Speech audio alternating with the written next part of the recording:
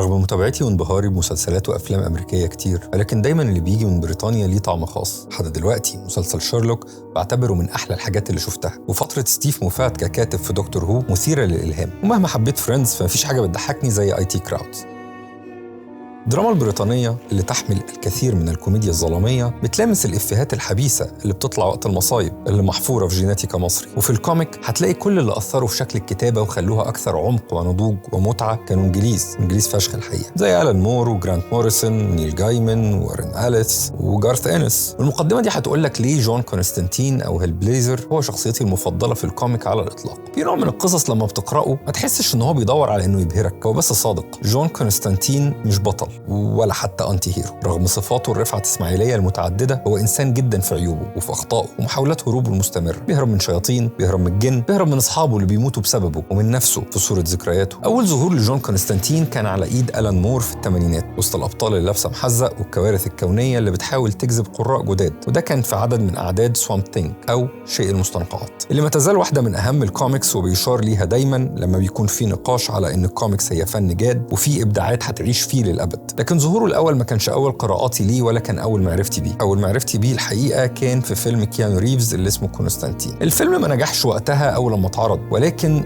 بقى ليه متابعين زادوا مع مرور الوقت، وانا الحقيقه عجبني رغم انه بعيد تماما عن الكوميكس وامريكاني جدا في نفسه. طبعا جزء من حبي ليه كان الغاليه ريتشل ويدز، ولكن مشهد كيانو ريفز مع الشيطان برضو كان حاجه عظيمه. لا مش ده عظيم جدا برضو، ولكن قصدي على ده حاجه كده توقفك عن التدخين للابد، او على الاقل لحد ما تقرا الكوميكس. لان في الكوميكس انا اتخطفت بعيد عن امريكا والبوكسرات الخارجيه. كان الكاتب البريطاني جيمي ديلانو بيعيد تقديم شخصيه جون كونستانتين على صفحات هيل بليزر، اول سلسله سولو لجون كونستانتين. جون في شوارع لندن غرقانه في الميتافيزيقا. الشر مش جاي من الفضاء، الشر في الشوارع، والقصص مربوطه بشكل العالم في الوقت ده ومشاكله السياسيه والاجتماعيه من غير اي اقحام على فكره. الاهم من ده كله ان لاول مره في كوميك مين ستريم نشوف الشخصيه الرئيسيه بتخسر وتفضل تخسر، تدفع ثمن كل قرار والثمن بيكون دم. الموضوع مش معركه بين خير وشر، جون دايما في خيارين ما بين سيء واسوأ. في القصه الاولى في سلسله هيل بليزر بنلاقي جون كونستانتين راجع شقته في لندن بعد يوم من الهروب المعتاد من اشباح الماضي. الجو في الشقه مش مريح، في صوت طنين خفيف بيزيد، ريحة غريبة في الهواء كأن في حاجة بتموت ببطء. بيفتح باب الحمام ويلاقي جاري ليستر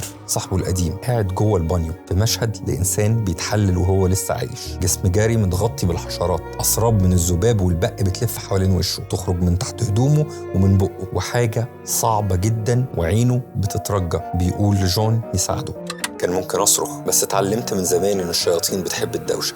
جون بينزل بيجيب كل البيروسول اللي يقدر يلاقيه ويرجع يرشه كله على جاري عشان يموت الحشرات ويخرجه من البانيو. يبدأ ساعتها جاري يحكي له إنه كان في أفريقيا، قرر يعمل حاجة كويسة، يحاول يطرد أرواح شريرة متلبسة طفل صغير من السودان. بس اللي طرده ما كانش روح ولا جن عادي، كان كيان ملعون اسمه مينيموث. لما اتطرد من جسد الطفل ما اختفاش، اتنقل بقى جزء منه في جاري وبقى لعنة مربوطة بيه، وفي نفس الوقت بقى طليق في شوارع لندن لما رجع جاري لندن. مينيموث كان في شكل حشرة بيلبس الناس، وكان كيان عبارة عن محرك للجوع. من هنا تبدأ الرحلة. جون بيقرر يطارد الشيطان ده، مش عشان جاري بس، ولكن ما ينفعش كائن زي مينيموث يعيش طليق في لندن. الكيان بيتنقل من واحد للتاني، من مدمن لتاجر لمشرد، بيتلبسهم. كيان ما بيهاجمكش، هو بيقنعك، بيوسوس لك انت تستاهل انك تاكل وتتبسط، ويخليك تاكل وتاكل وتاكل وما تشبعش، يخليك تنهش في نفسك من جوه، بركان من الجوع اللي ملوش نهاية. ناس بتاكل زبالة، بتاكل جلدهم وبياكلوا بعضهم. الجوع بيحولهم لمراية للرغبة اللي جوه كل واحد فينا. جون بيطلب مساعدة من بابا ميدنايت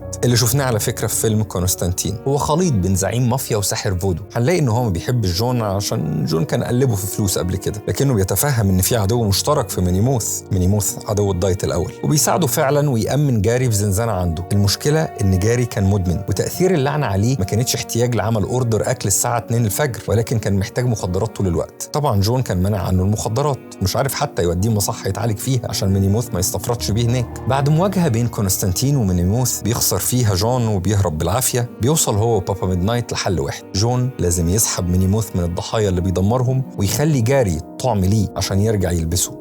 أنا علمته يفتح البوابات، دلوقتي بقى هو الباب. لكن النهاية فيها تمن ما بيندفعش بسهولة. بعد ما مينيموث بيدخل جسم جاري، كونستانتين أخيراً بينفذ لصديقه طلبه ويديه حقنة المخدرات اللي بيطلبها، اللي بياخدها ويموت أوفردوز عشان مينيموث يفضل محبوس للأبد جوه جثة جاري.